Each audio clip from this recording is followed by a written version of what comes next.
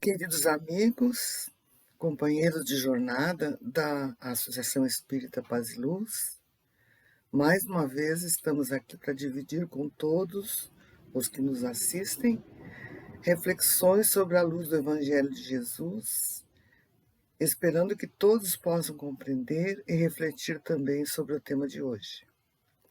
Assim, convidamos para uma prece de abertura da atividade, o que vai nos colocar em sintonia com Deus, com Jesus e os espíritos amigos que nos amparam e guiam na tarefa. Senhor, nosso Pai que nos acolhe na providência da Tua misericórdia, Jesus, nosso irmão mais amado, nosso mestre e modelo de virtudes, amigos espirituais que nos amparam nas dificuldades e se alegram com nossos avanços na senda do progresso e que estão sempre prontos para nos orientar e nos sustentar em nossas jornadas. Esperamos que nossas palavras cheguem aos corações mais necessitados do entendimento, aos pais e aos filhos que retornaram para esta jornada imbuídos da necessidade dessa tarefa. Que assim seja. Nosso tema de hoje tem importância substancial em nossas vidas por ser a nossa porta de entrada para cumprir as mais importantes tarefas na Terra, a de sermos pais e a de sermos filhos. Vamos tratar de um ponto importantíssimo nesse vasto tema, mais precisamente no dever dos filhos para com seus pais. Para iniciar, vamos definir alguns termos e ideias à luz do Espiritismo para melhor compreendermos quando se fala em compromisso filial. Então, vamos definir alguns termos para melhor entender todos os conceitos que vamos falar hoje. Primeiramente, são termos que envolvem a piedade filial. Então, o que significa a filiação? Filiação é o reconhecimento do filho como tal, seja biológico ou não, onde a filiação há dependência, subordinação ao pai ou à mãe, ou padrinhos, tios, avós e os adotantes, que compõem, ou também os que compõem as famílias modernas, onde tem 2 pais, 2 mães. Outro termo é o amor ao próximo. Amar sem esperar nada em troca, o que se revela nas ações e nas atitudes de quem ama. É a maneira de expressar amor a Deus. É a ponte entre Deus e suas criaturas. Isto é, para chegar a Deus é necessário amar ao próximo. Outro termo é a caridade. É assistir sem esperar retribuição, ato de compaixão e empatia, sem humilhar quem precisa da ajuda. Pode ser material, afetiva, espiritual. E, por fim, o termo dever. O dever é a obrigação moral, primeiro para consigo mesmo e depois para com os outros. O dever é a lei da vida. Encontramo-lo nos mínimos detalhes, como nos atos mais elevados. Mas, no caso do dever filial, é mais, como veremos mais adiante. No livro Pai Nosso, do Chico Xavier e Emmanuel, no capítulo 107, com o título de Piedade, pode-se ler sobre o significado da piedade de um modo geral. Fala-se muito em piedade na terra, diz Emmanuel, todavia, quando assinalamos referências a semelhantes virtudes, se dificilmente discernimos entre compaixão e humilhação. Realmente, de maneira geral, só encontramos na terra essa compaixão de voz macias e mãos espinhosas. O Evangelho não nos fala dessa piedade mentirosa, cheia de ilusões e exigências. Quem revela energia suficiente para abraçar a vida cristã encontra recursos de auxiliar alegremente. Não se prende às teias da crítica destrutivas e sabe semear o bem, fortificar-lhe os germes e cultivar-lhe os rebentos e esperar-lhe a frutificação. Ou seja, planta-se e espera a colheita. Diz ainda o Evangelho que honrar a seu pai e a sua mãe não consiste apenas em respeitá-los, é também assisti-los na necessidade, é proporcionar-lhes repouso na velhice, é cercá-los de cuidados como eles fizeram conosco na infância. Isso é o que significa dever filial. Sobretudo, para com os pais sem recursos, é que se demonstra a verdadeira piedade filial. Quis Deus mostrar, por essa forma, que ao amor se deve juntar o respeito, as atenções, a submissão e a condescendência, o que envolve a obrigação de cumprir-se para com eles, de modo ainda mais rigoroso, tudo o que a caridade ordena relativamente ao próximo em geral. Esse dever se estende naturalmente às pessoas que fazem as vezes de pai e de mãe, as quais tanto maior mérito têm, quanto menos obrigatório é para elas o devotamento. A outra questão que sempre surge, e os pais que não foram bons pais, às vezes nem pais foram. Alguns pais, é certo, descuidam de seus deveres e não são para os filhos o que deveriam ser, mas Deus é que cabe julgá-los e não seus filhos. Não lhes compete censurá-los, porque talvez hajam merecido que eles fossem tais quais se mostram. É uma questão importantíssima sobre a qual devemos nos debruçar e analisar e pensar muito. Mas a sociedade vai evoluindo e melhorando suas leis, né? E, legalmente falando, está previsto na Constituição Federal de 1988, ou seja, na nossa lei magna, nossa lei humana, o cuidado dos filhos para com seus pais, principalmente quando idosos. E isso vai além de um dever ético ou moral e se impõe como uma obrigação cidadã, isto é, dever de cuidado e de caráter jurídico que considera, por exemplo, o abandono material do idoso como um crime punível pela lei. A lei ainda considera outros tipos de abandono, como o abandono afetivo, que é a falta de atenção, de visitas, de amor, enfim, o desprezo. E o abandono digital, que é a ausência de informações sobre o uso de programas e demais recursos digitais, colocando o idoso à mercê de golpes digitais, por exemplo, que é tão comum hoje em dia, né?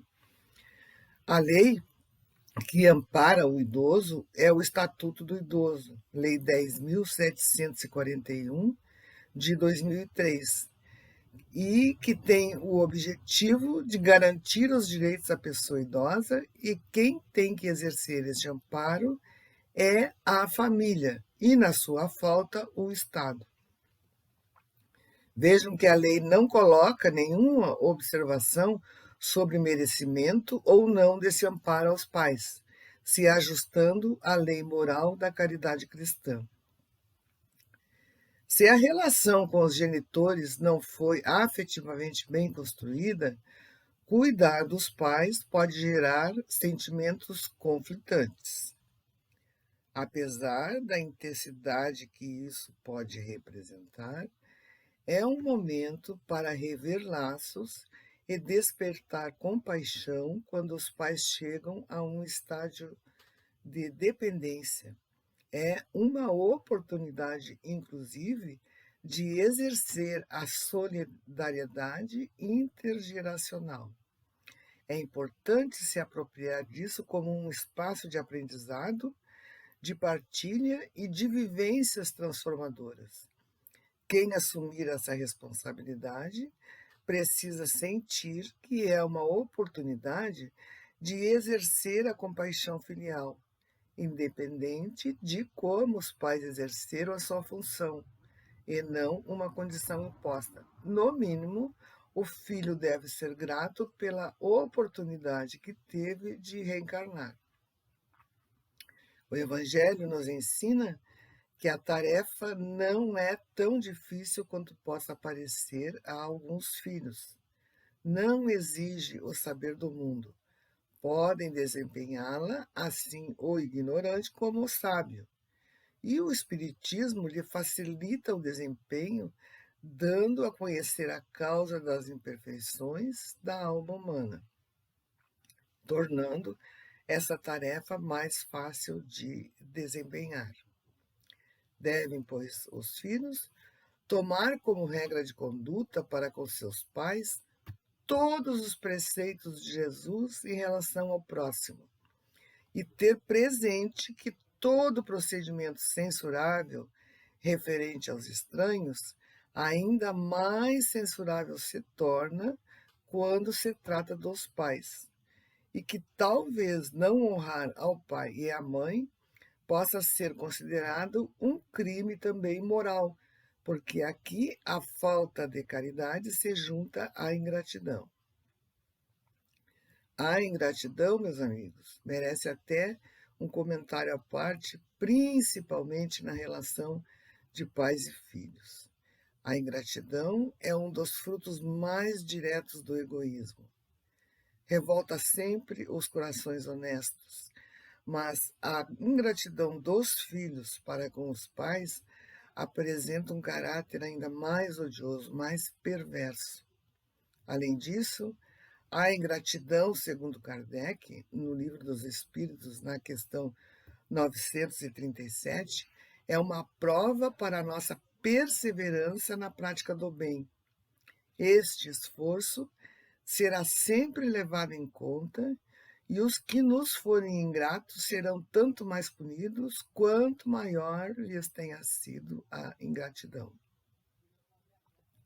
Então, resumindo esse nosso tema, a piedade filial é reverenciar os pais e assisti-los sempre numa demonstração de afeto e de gratidão.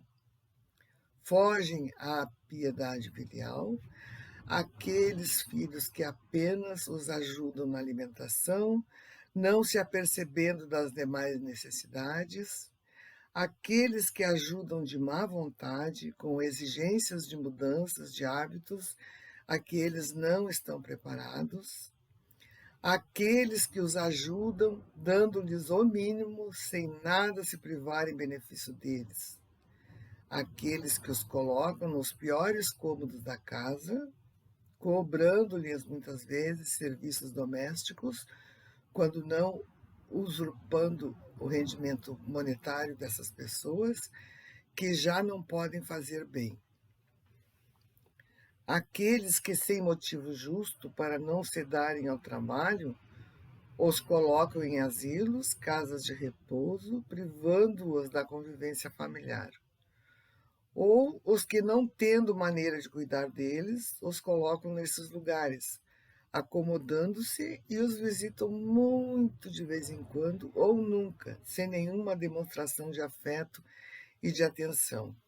Neste particular, podemos dizer que, obviamente, aqueles idosos que representam um perigo para si mesmo e também para a sociedade,